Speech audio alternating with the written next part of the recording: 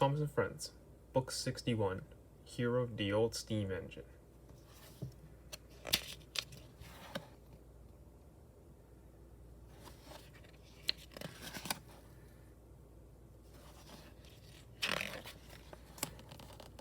This is a story about an old engine called Hiro, who was lost for many years.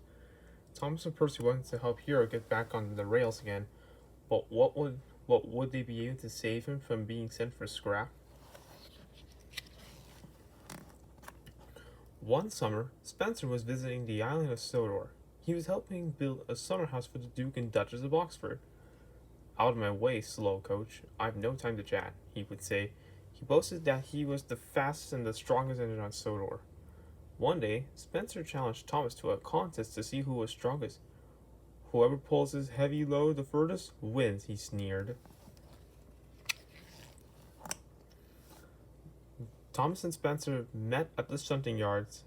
Edward whistled, "Peep, peep," and they were off. Spencer steamed ahead, but little Thomas was soon in trouble. At the top of a steep hill, he felt that something was wrong. "My brakes have broken. I'm going too fast," Thomas gasped. He whooshed down the other side of the hill onto an old rickety track. He crashed through some bushes and came to a stop.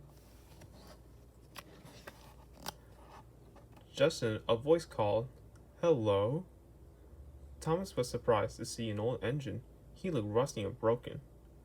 "My name is Hiro," said the engine. "What are you doing here?" Thomas asked. Hiro told Thomas how he had come to Sodor from far away. "I was the strongest engine there," said Hiro proudly. "They call me master of the railway." Thomas promised to fix Hiro and make him as good as new. Thomas was so excited that he forgot all about Spencer. He puffed slowly to the Sodor steamworks to get his brakes fixed. His friend Victor was there. Thomas saw a wagon with an old boiler. "What's going to happen to that, Victor?" asked Thomas. That's rubbish. It's just scrap," said Victor. Thomas offered to take it away. This boiler could be mended and given to Hiro, thought Thomas. That night in the sheds, Thomas told Percy all about his new friend Hiro. Thomas made Percy promise not to tell anyone. If the Fat Controller finds out, he might send Hiro for scrap. Thomas worried. So Thomas and Percy made a plan. The next morning, Percy hid his mail trucks and worked on Thomas's branch line so that Thomas and his crew could start fixing Hiro. Nosy Spencer wondered what they were up to. On his way back home that evening, Thomas saw Percy looking sad.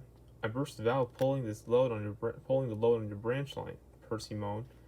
Thomas felt sorry for his friend and shunted Percy to the steamers. Just then, the Fat Controller arrived. He was very cross.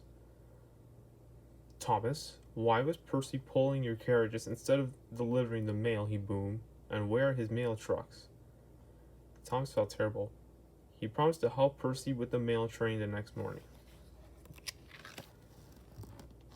At Shed's, the engines wanted to know why Thomas was in trouble with the Fat Controller.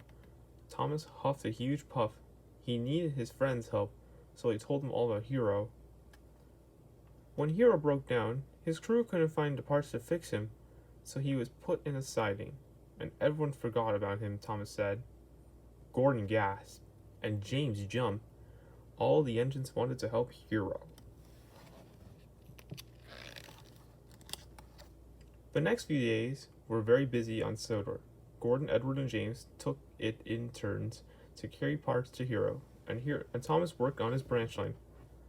But little Percy had forgotten where he had hidden his mail trucks. Thomas and Percy decided to visit Hiro and look for the missing mail trucks later. "Look at me," cried Hiro. As his firebox began to flare, Hiro was a colorful patchwork of parts, and he was feeling better already.